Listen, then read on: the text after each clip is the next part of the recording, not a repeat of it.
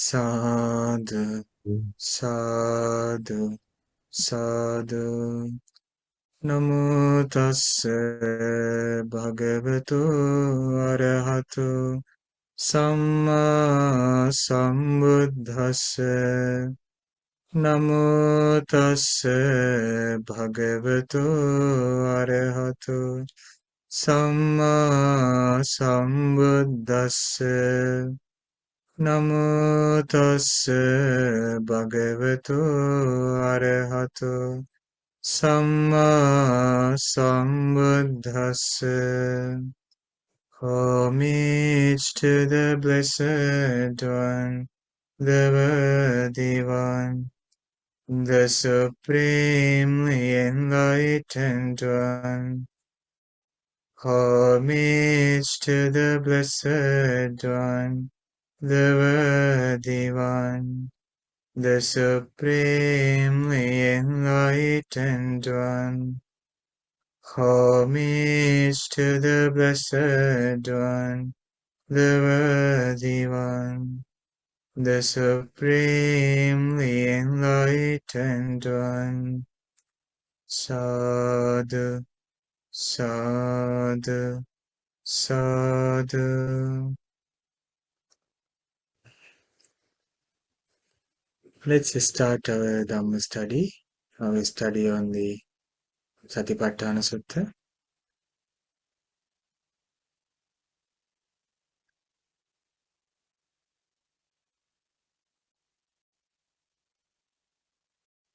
Let's remind about some of the things we learned last week so that we can continue our discussion more easily. What was our topic? Last week's topic? It was mindfulness. Yes, mindfulness. Yeah, and abiding. About mindfulness. About what mindfulness? Feeling and feeling. Yes, Manfred, we studied about feelings in feelings.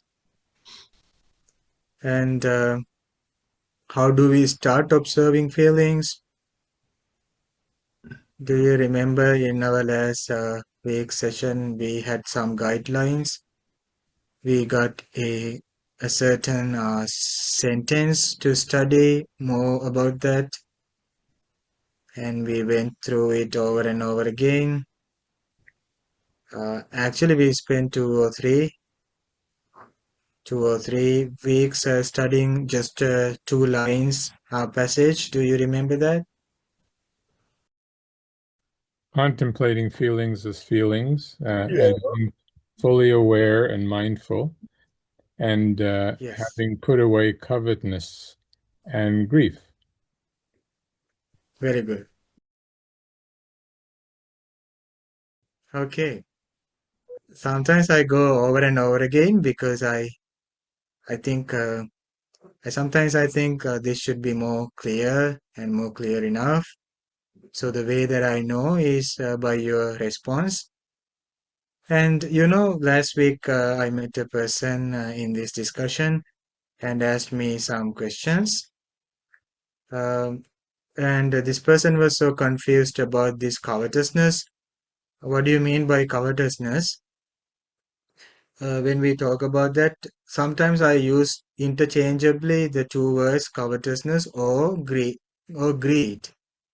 Do you remember that? Greed or covetousness? And then when we say greed, immediately our mind start to think about the food. Or this is talking about the food greed. Or we can say covetousness for the food. But in this meditator, while this practitioner practices the meditation, the covetousness can also mean the wandering mind.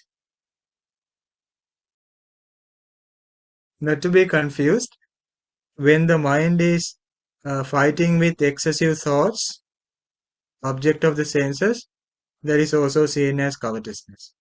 I remember last week Suman said Um, how about when you are observing feelings? If some person's memory or the image start to visualize in your head, what do you do in those moments? So we see that even some object come to the mind as a visualization or as an image, also seen as covetousness. Of course, we don't. It's not just the food. Of course, when our mind is going to the past and future, but that can also be seen as covetousness because here the Buddha's word that he used is abhijja. Abhijja in the Pali texts. Abhijja means this covetousness. There is very less words in English language to give this like translations. That is why it is very important when you read or when you listen, you need to go to the context and to the situation or probably to the other connecting suttas. What is this talking about? Covetousness is not merely speaks about the food wanting, food desire, but it can also mean our mind is going here and there. Okay. And then we talked the opposite one. What was the other extreme when there is covetousness or else we have?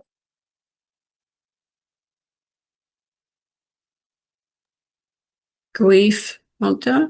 Yes, grief. Grief means worry. Worry come to us because we don't get what we covet, so we get grief. No, sorry, grief.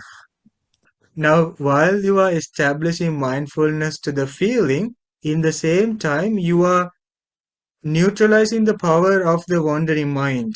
Wandering mind here means the covetousness. You put away covetousness. But in the same time, you are fixing your mind on the object. That's why it says abandoning covetousness and grief. There's nothing to worry. You don't mean to be perfect. You're just starting. You are just experimenting. So you are, let's say you are shooting to the target and the same time you are dropping this too. You can do this, don't worry. When you close your eyes, when you're observing the, let's say the breathing, the body meditations breathing, this this imbalance come to your mind. So imbalance is covetousness or grief. Okay. So one drops that too, and the same time is strengthening the power of the focus to the object, like giving attention more and more vividly to the object, and the same time you put away these two, trying to put away these two.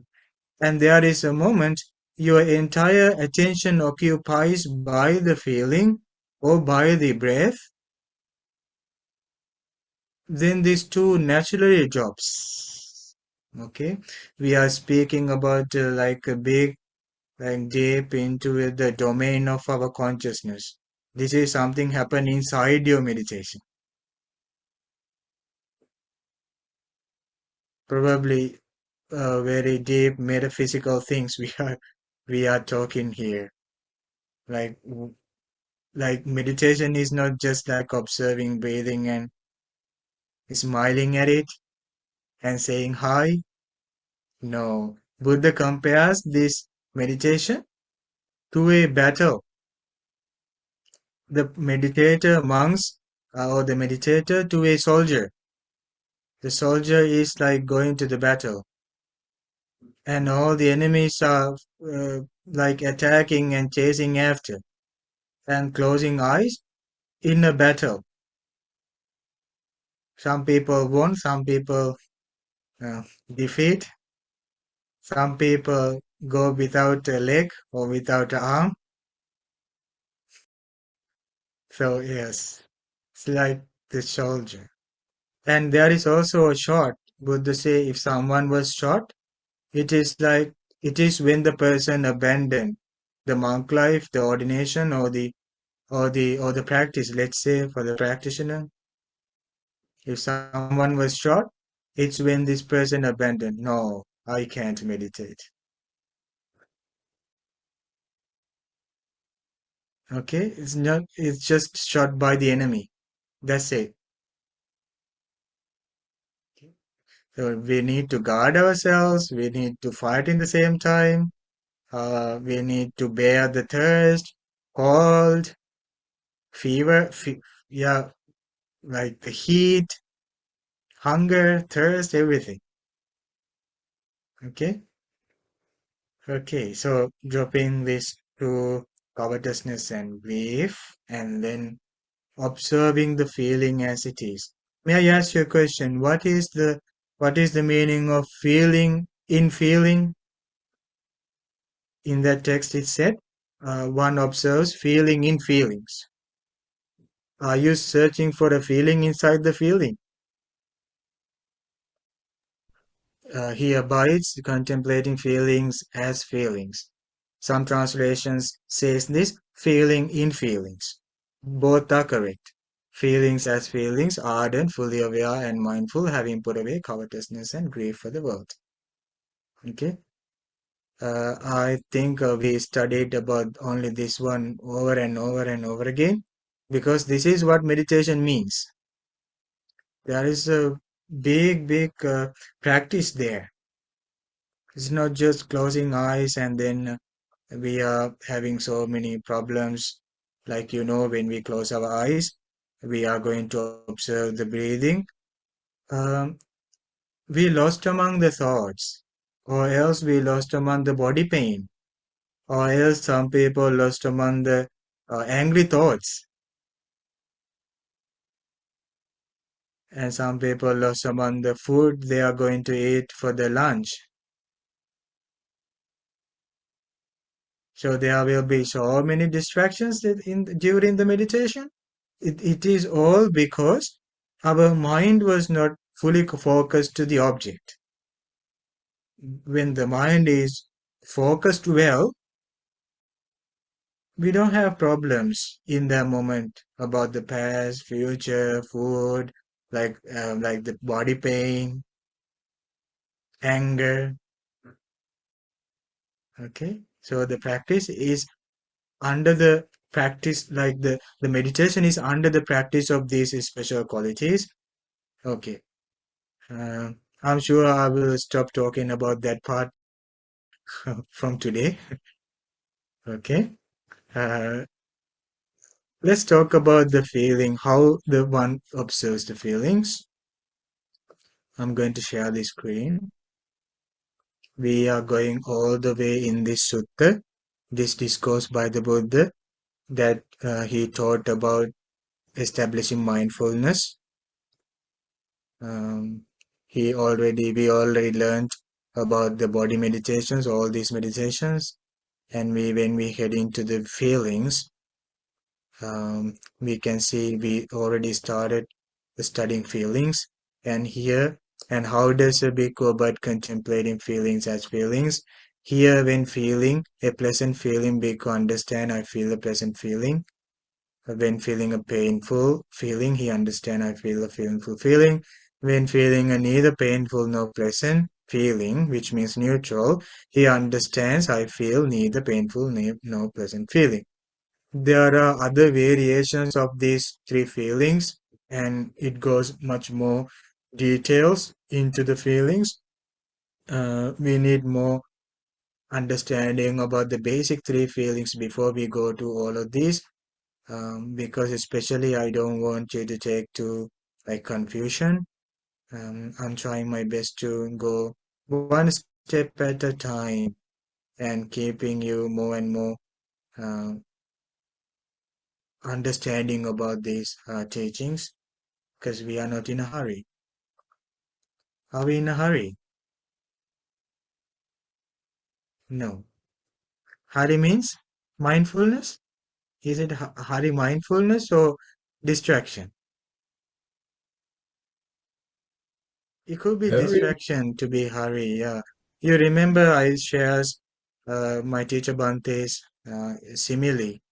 Teacher Bante taught us that if you were to in a marathon, like in a match, um, take the side of the tortoise, not the side of the rabbit.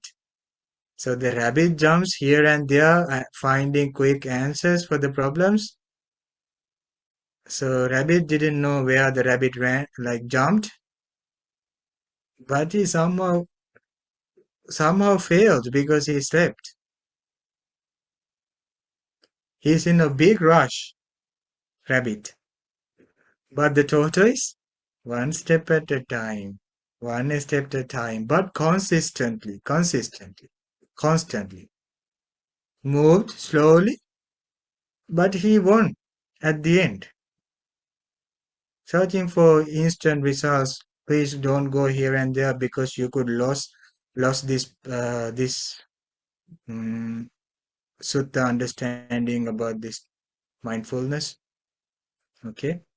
So Teacher Bante said, you take the side of the tortoise. Don't be like a rabbit. Okay. Because it will be a mindful journey and it will be a journey with patience. And when it comes to the feelings, we also studied it is not emotions. Emotions are much more developed version of the feelings, but the feeling here means the bare feeling. The bare feeling you feels. When you see, hear, smell, taste, touch, there is a very instant, immediate, initial feeling tone that you become sensitive to. So that is what this feeling means. So this person observes these feelings to know the feeling as it is. For an example, touching something. You touch something, so you feel it. You feel it, and you start to think over and over again that feeling. But in the beginning, it is just a feeling tone. That is where you focus your mindfulness. I mean, you try to like capture that feeling. May I ask you a question? In your life, at any point, any time in your life, have you ever felt this kind of this feeling tone? Like, I mean, have you ever become sensitive to that experience? Say that, oh, there's a place where in my life, that I became so much sensitive. When I'm taking the food and keeping it in my mouth in the very first time when this touch like we feel that taste of the food. The very beginning. Have you ever aware about that feel? Well, yes, That, Bhante, I would say the consciousness arises, and because of that contact, you realize yeah, you that's realize the true. feeling. Yeah, you realize because of the contact, you realize there a reason, a feeling. Um, I'm asking in a practical way, like in our day-to-day life, because we really wanted to know then the technical terms. What exactly is this feeling? Uh, yeah, when we see the person, our loved ones, we feel happy, and that feeling can be followed through the focus. Even though the person is with us, we can in our mind follow entire feeling when we stare or when we be with that person.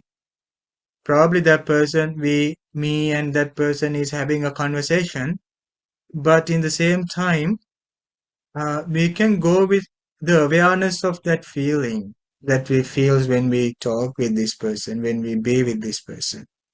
So we keep on capturing this feeling and following through our mind. That is the place where, right after the feeling, the reason why this is very important to be mindful, this feeling is very important to be mindful, is because that is the place where we lost. Right after we get the happy feeling, we lost our mindfulness. That's the place where we lost our mindfulness.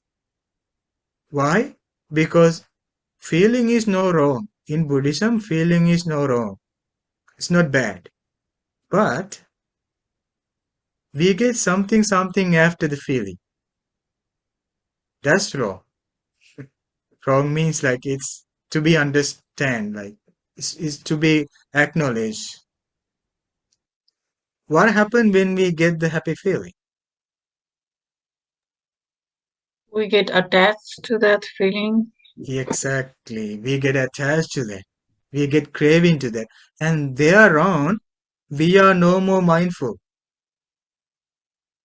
We are not a mindful person because that feeling deceives, feeling delude the person. So that is why this focus need to be on the feeling, not to get craving, not to get attachment right after the feeling. Because the feeling is impermanent. Feeling is not everlasting.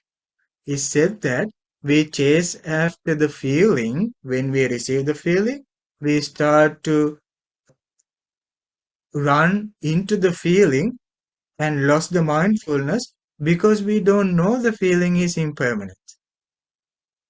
If we were to know the feeling is changing, we won't like drive ourselves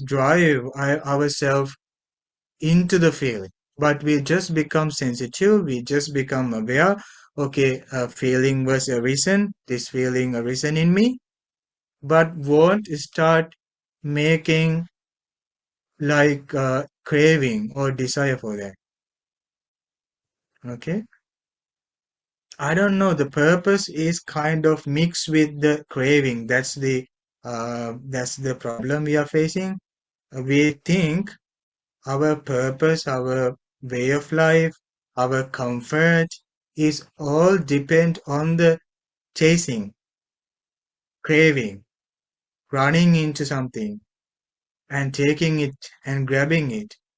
But the higher peace lies when we understand the feeling and we know this is the feeling. Okay, the happy feeling arisen. So through the mindful scope, we observe this feeling just as it is. Well, you don't need to think impermanent. Impermanent is in the feeling. So that's why this person observes feeling in feeling because it shows how much fragile the feeling, how much it's starting and vanishing, how much it's changing. So it teaches us. Okay? So that is why happy feeling need to be understood. Understanding means not studying the books, but through our direct experience, we need to acknowledge, we need to know, we need to fully aware about that feeling only for one reason, only for one goal, to know that how it is fragile, how it is changing, how it is um, like not in a one place, like solid, not solid. It's changing. I gave you the answer for this question that I'm about to ask. Why did the feeling is not solid? It's not permanent.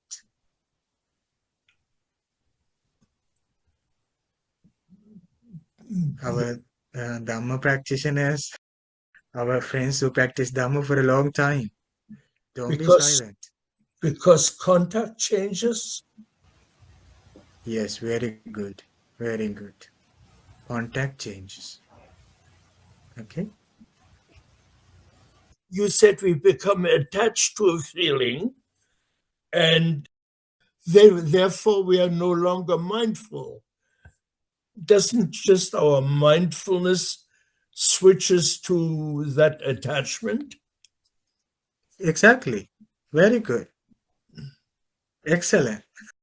Oh, Yes. Excellent. Very good. Bhante, but when we get Yes. attached to that feeling, is that a right mindfulness? Like we have two Right kind of mindfulness when there is mindfulness. attached. Repeat. Uh, Recently I come to know that there is mindfulness two kinds of right mindfulness. Yes, We have like eightfold path, right mindfulness. yes, So when yes, we get attached to the feeling, is it right yes. mindfulness according to eight noble path? Um, when you attach to the feeling, is it right mindfulness? Um, no, actually, this distinction, this separation of whether it is right or wrong mindfulness is starting from the Eightfold Path, that when a person starts with the right view, Mm. um, we can't like we can distinguish whether it is right or wrong mindfulness during a meditation.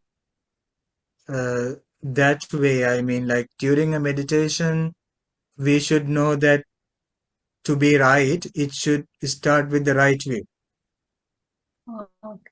I mean, if we pause and we start meditation and we focus to the breathing so that it can develop us to the right mindfulness, but we are not immediately finding out whether it is right or wrong mindfulness, because the breathing meditation itself develops your right view. But there we can say, as an like a ordinary example, let's say there are times we watch television. By watching the television same time we are taking the food,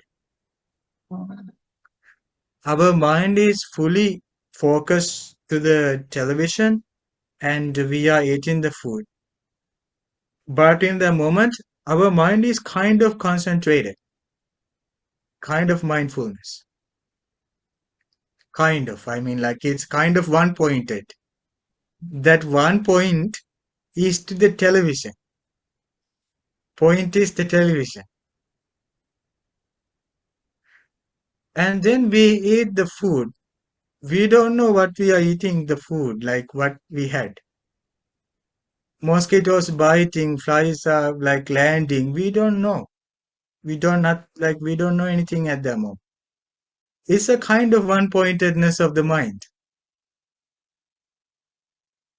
But that is not right mindfulness. Okay? During the right mindfulness, it should teach you the impermanence.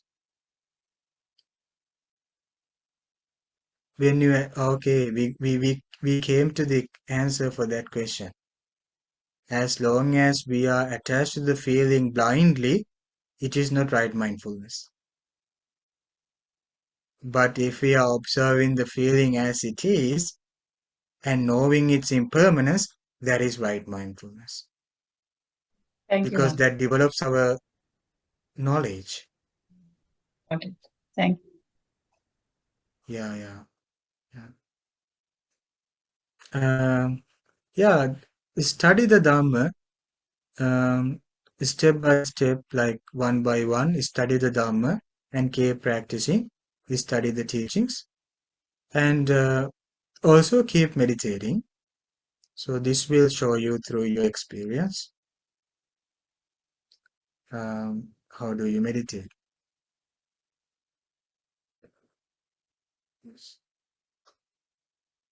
I really like to talk about the Eightfold Path and one by one, like the components and how it leads to the right effort, right mindfulness, and right concentration. Uh, to reduce the confusion, I didn't go much into the suttas and to the more details for so that anyone can understand what we are sharing. But don't worry, we will study all those in the future also. But remember, while you're studying, also to meditate and try to apply it to yourself. Okay. So what if this? What if we're talking about like attachments, like like with the first like five senses, but what if it's just the sixth sense, which is the thought and the mind and the thought. So the problem is you don't know how you feel about something, but it's imperative that you figure out how you feel about it. It's actually very important that you figure it out. So when you go to meditate, it's extremely hard because now you're attached to the wanting of knowing how you feel with no certainty how you feel. So it's not about feeling something. You're not getting attached to happy, sad, mad, angry, love, hate. You're attached to needing to make a decision and a choice when you have no idea how you feel about it. So now you're attached to that. And now my meditations are all Yeah, over the that's place. yeah. It it's clouded because of not having the mindfulness in the first place, no clarity in the mind in the first place. But when you keep on meditating, like body meditation, like breathing, gradually it develops that clarity that you can easily observe even such things in the mind, like feelings, like you feel something and later on you figure out like because of that past feeling that I got this anger or fear or something, greed or something, but it was on the process, on the conditions, but it was started from the like initial feeling. Say, for an example, mind can be taken as the internal sense, like the eye. We take the mind in Buddhist psychology. We take the mind also as a sense organ, just as the eye. So there is the idea come to the mind, and then there is the consciousness, and then there is the contact, and then there is the feeling. This is the only way that we can feel. This is a process. This is the exact like the work of the mind. But after getting the feeling, let's say we remembered something did bad to us, mind. So this bad thing as an idea come to the mind, we become aware through the consciousness. That gathering, that collection is the contact, we get the feeling. Now after the feeling, we get the anger and we lost. And that anger is what lost you inside the distractions. Like it's what responsible for putting you out from the mindfulness, clouding your mind, like destroying the peace. It was the anger. But you found out later, maybe after speaking out of anger or doing something out of hate, you think, oh, because this thought came to my mind. And that moment I got this, like the sad feeling, then I made that anger. But you figure out later. But don't worry, even figuring it out later is also the power, is a preparation for the future. Okay? Thank you, Bhante. Yes. Bhante, the contact is actually the creator of the feeling, no? Exactly. Yes. So? Okay. So that's the contact is the focal point. So by then... Definitely. Yeah. Buddha says, like, if you want to conclude entire suffering in life, you can say that is contact. Mm-hmm. Thank you. Because contacts are not under control. Like, can you avoid seeing sights? Like, you have eye, there are sights, consciousness arises. This three collection is the contact. If someone is confusing, like this three collection. Contact means in English, collection, coming together, arranging together. Buddha says this contact is the suffering, which means coming together of the three objects, eye, sight, awareness, consciousness. Now, can we avoid this? Can we avoid getting contacted? No, there are thousands of things to see. You turn your head here, No, I don't need contact. You turn your head there. I don't need contact there. You look in front. You look back. You look at the sky. Look down. No way you can escape the contact of your eye. So, yeah, suffering, suffering. But what happens is that the feeling arises for each and every contact we are going through. Every situation brings us feelings. But the way to end the suffering is to knowing this process. This is out of my self, out of my control, out of my external, like a being, like another person. Because we fall into the views, like we fall into views without seeing the process. We think, oh, I'm responsible for this contact, this feeling. I'm responsible for this feeling.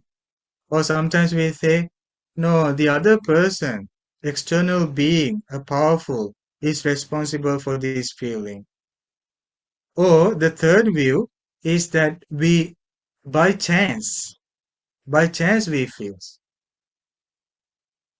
But there's no way that by chance we realize this. So three views about the feelings, but Buddha said first set aside the thinking that you are doing this because we don't want to bring pain to us. Others are doing that, or by chance set free all these views. Try to see the context. Then you are responsible, like you can control the feelings when you see this as a process. Suffering arises because of self-view. Okay? Self-view.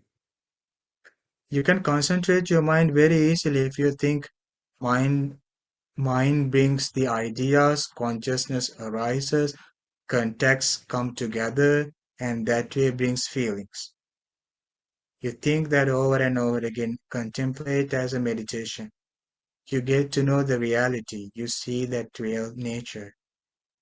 Then your mind becomes, at least it will be restful. It will be relaxed. Okay?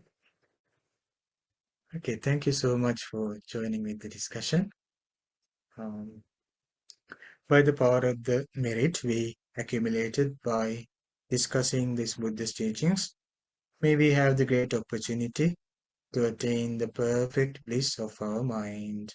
Sad, sad. May every my friends who joined with me to this discussion also live long, be healthy, be wealthy, and may be protected. And by the power of this merit, may you also attain the perfect bliss of your mind. Sadhu, sadhu, sadhu. I skipped some of the questions from my friends. If you have a question, you can stay for 5 more minutes, those who are having questions. And for all my friends, please take care. Take care of yourself and have a great evening. Good night. Audaya.